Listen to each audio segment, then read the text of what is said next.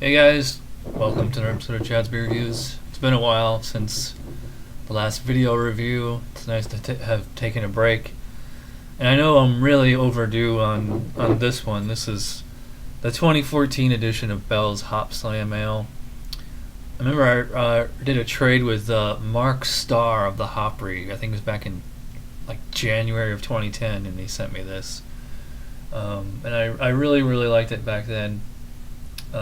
This was bottled on January 17th, so it's just about 2 months old. So yeah, I know this is really out of touch.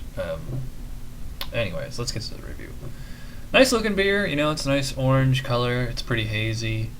I can see some carbonation in it. Nice, 3-4 finger head there. Smell. Yeah, it's pretty pungent in the aroma. Plenty of hops, citrus. This is more like a floral note. Very I'm not quite perfumey, but something in that region.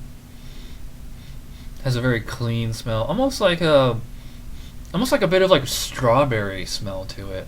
I mean, it's not quite orange or lemon like you tend to get in the San Diego ones.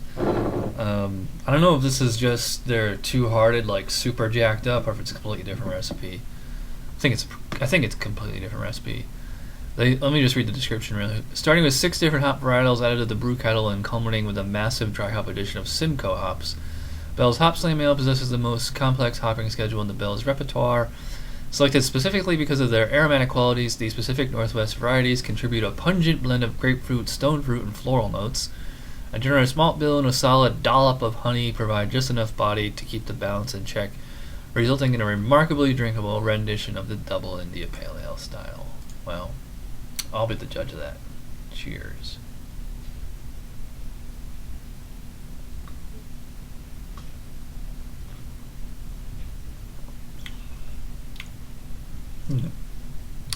This reminds me of like an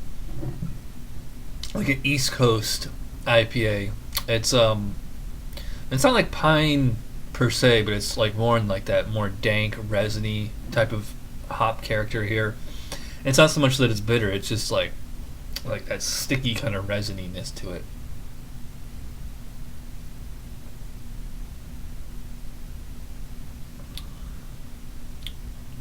Yeah, and there's plenty of sweetness in the actual body, but it's not like a sweet beer per se. Like it's maybe not so much. Maybe sweetness isn't the wrong word. It's just maltiness. I know this is brewed with like a lot of honey, and you sort of get a honey flavor to it. But usually, when breweries or even home brewers, when you use honey to brew, you're just using it basically as an adjunct because honey is almost all sugar, so the yeast will eat it all up. You're not left with a lot of residual honey flavor, although you can get honey out of certain honey flavor out of different types of malts.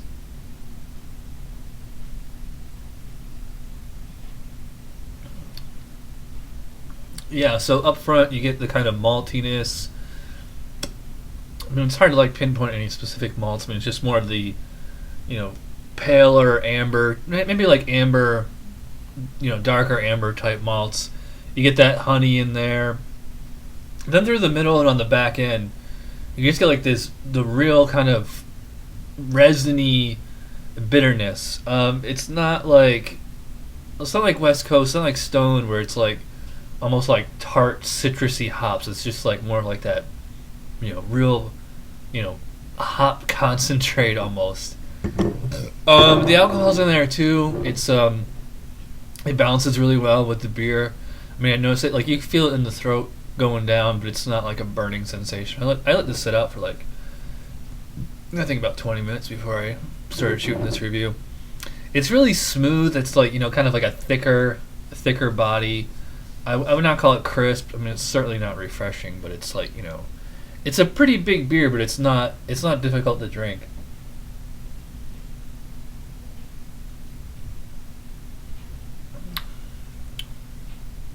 And a little bit of honey in the aftertaste. It's a good beer. I like it.